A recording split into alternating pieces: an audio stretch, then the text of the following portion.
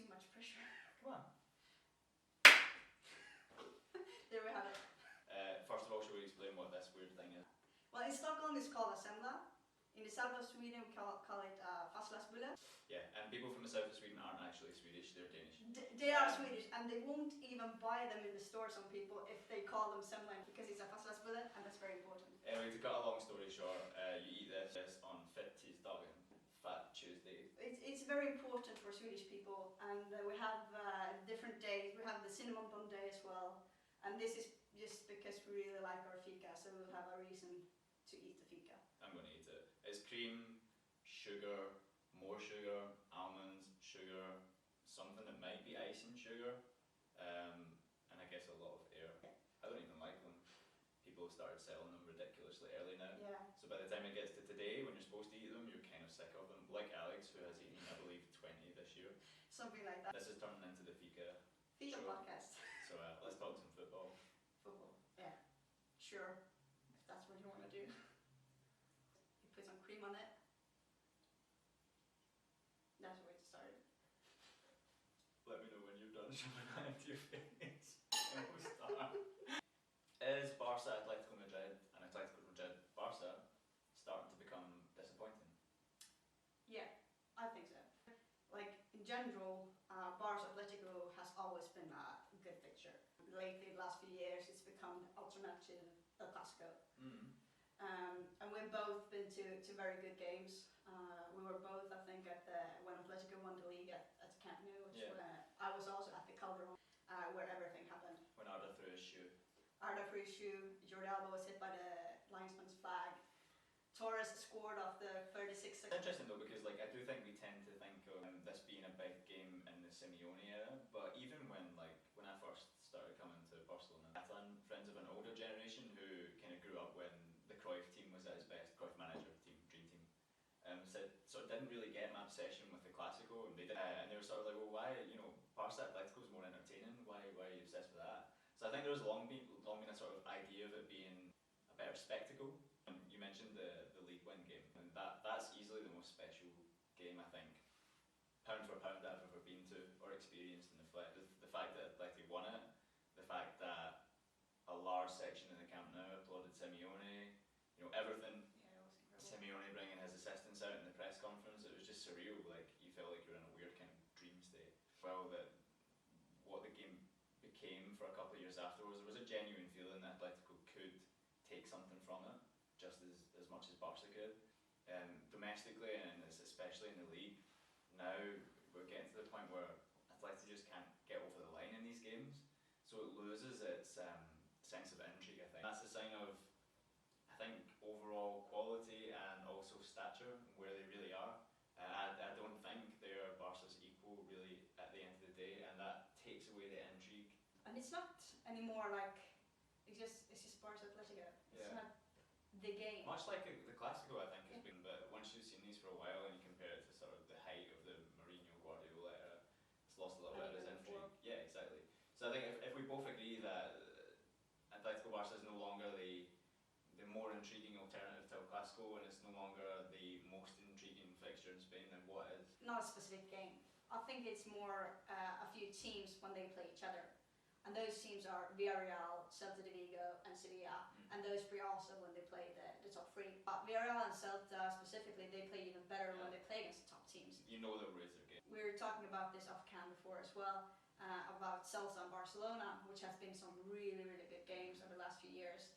I think the best one from the Celta perspective is the 4-1 at the Vallecas. We spoke about this before, that Celta in particular were one of the first teams to really be brave against Barca and show that you can be brave against this Barca side and press them and really hurt them for it, which contributes to entertainment. But I think one game that's not been talked about that much in that sense is the one between Barcelona and Celta at the Camp Nou, because Barcelona won 6-1. At the first half, Celta was playing brilliantly. It was level at half time, I think 1-1. And what Celta did, they forced Barcelona to play so incredible football. I'd say that's the best football they've played. That half, those 45 minutes, is the best football Barcelona played since the Guardiola era. And we were literally sitting in the press box laughing during that second half, because what Barcelona was doing is insane, some of the things. I think what we've kind of both agreed is that these kind of games, whether it's Celta, Villarreal, to a degree Valencia as well still, Sevilla against the bigger teams, or even against some other mid-level teams, are usually far more intriguing and far more entertaining than the traditional big fixtures these days, like the Clasico, like Atlético Madrid, Barça, like Madrid derby even. Fika's gone. What happened? We had some technical difficulties, So i.e. I ate all the cake. Why are Celta the only Spanish team left in the Europa League, and why did Atlético and Villarreal go out? going into the last round, we felt that Celta was probably the more likely team to go out, and Atlético and Villarreal would progress. Instead, it turned out that way around. We've seen during the last couple of years a domination in both the Champions League and the Europa League by Spanish. The way the ties have played out goes completely against the European experience, and Villarreal and I both have a lot. But I think there's a degree of fortune involved. I mean, the Celta goal from the corner, where a player completely ignores his manager's request for where he should go, goes to the front post instead of the back post, and then scores. I think Celta have the best manager of the three teams. I haven't seen much to convince me that Ernesto Valverde is a top-level coach. I think defensively in big games, his sides tend to concede easy goals. And I think Villarreal, as admirably as Francis Rivas cope, I don't think he's as good as Marcelino. I agree with you that Barça is probably the best of the three. But still on topic of the coach and the Europa League, I would also like to point out that Celta almost went out of the Europa League in the group stage, and I think that was a huge mistake from Barça. Celta is a team that's waited 10 years to play in Europe, and going into the tournament, they come into a group where they should win that group easily. And what Barça does is that he rests players in the Europa League. He focuses on the league and on the Copa del Rey. It's not like he rests 2 players, it's like he rests 6 players. He went 2 or 3 games before Iago Aspas finally got to play a European game for Celta. The first game where they played their best 11 was against Standard Liège. It was the last home game they had. I know you tell me that it's only when I'm there, but it literally always rains there. South of Sweden is just constant sunshine, wall-to-wall sunshine. Anyhow, but that night it rained crazy amounts, so they couldn't play the way they normally play. It ended at 1-1. Like, they waited 10 years to play in Europe, and then they're going out in this way, because the feeling right there, right then, was that we won't make it. This is done, we're out. And we waited 10 years to play in the Europa League, and then we don't play.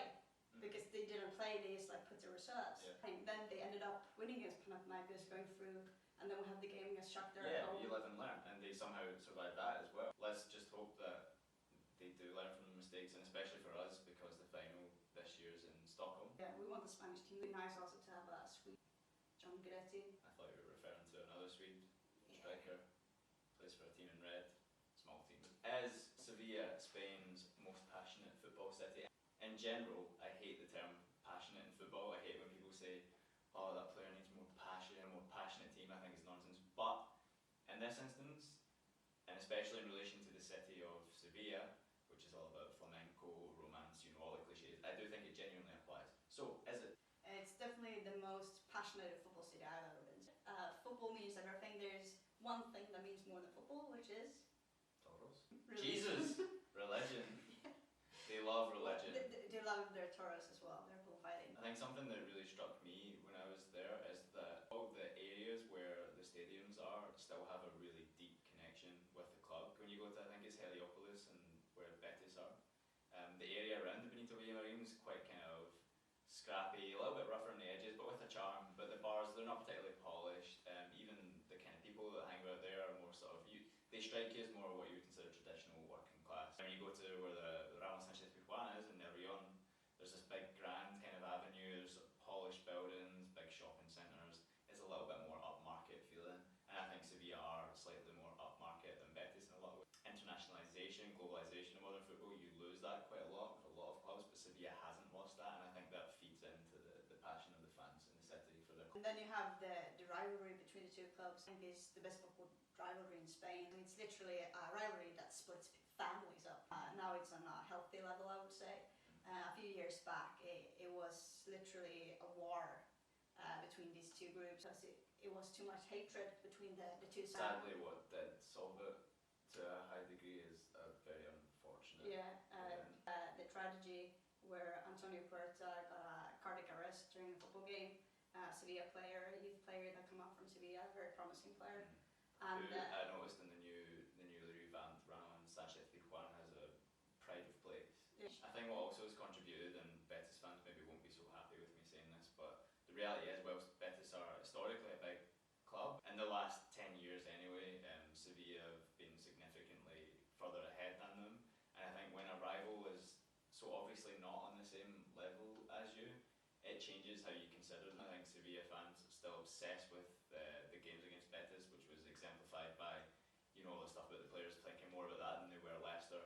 But it's much easier to be nicer to a rival when they don't really feel like a threat to you. We spoke about Sevilla last week, and we thought now would be a good opportunity to use it. I'll do Sevilla club. I don't think that works. Should have the Sevilla hymn. We should. It's the best time ever. Do you know, this is genuinely true. This is really embarrassing. Every so often, like, I just search for the Sevilla hymn and I just listen to it. So I do the same. Yeah, it's amazing. Such a cool stadium, such a cool city, and it's really nice to see them starting to get a little bit of global and international recognition because they're special. The goosebumps before the game. It's no stadium that gets you those goosebumps as Sanchez Pizjuan. It's definitely one of the best.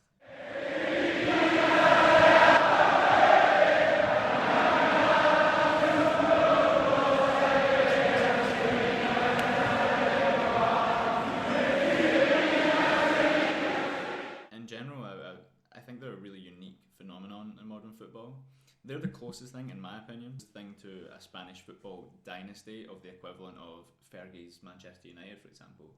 Because you have Monchi, who's this constant, and the players change, the managers change, but they more or less keep on winning. They renew every so often, they keep on winning, they renew, and this is stretching back, 10 years now? Maybe slightly more. I was actually looking at that earlier today, like just trying to remember all the players that's come through Monchi, like come as mediocre players or someone no one knew about, and then left as like superstars. So many, and it's so many. Today I read something where he was given an interview for like Estadio Deportivo or something, and something he said that I thought was so salient. There's sort of two parts to looking after a footballer. You look after a footballer as a footballer, and you look after them as a person.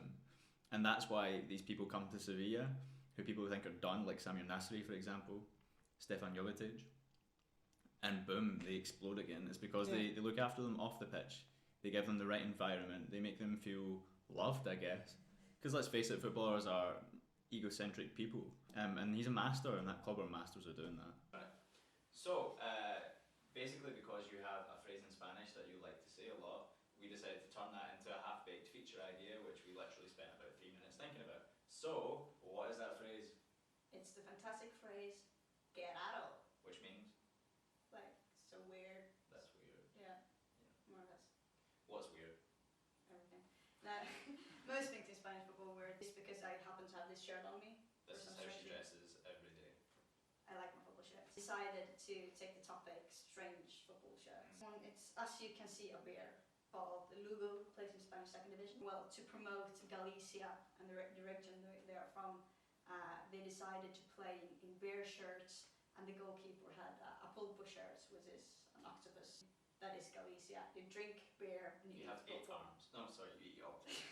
Yeah, but they're not the only ones. So we No. also have tuxedo shirts, tomato shirts, ham shirts, and broccoli shirts. Yeah, they were the one who started this trend a few years back, where they started to play broccoli shirts. And why? They also, because broccoli, it's a big thing there. They're good. They do good broccolis. Broccoli fans go and find out. But I think by far the weirdest football shirt in La Liga or in Spanish football in general is the Girona shirt that I bought when I bought shares in Girona when they were in financial difficulty, and I went onto Twitter and put out a shout out as the good Girona fan that I am to all the international people I know, please go and buy shares in this club and they will send you a shirt as part of the deal. And so I did, of course, and I have never received the shirt. Or for that matter, the shares, which I'm not really entirely sure I have. So, you know, Girona, feel free to drop me a line. You know, I email you once a year.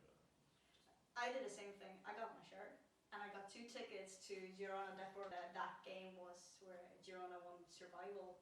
So there was a big party. We had cava, people running on the pitch. There was confetti.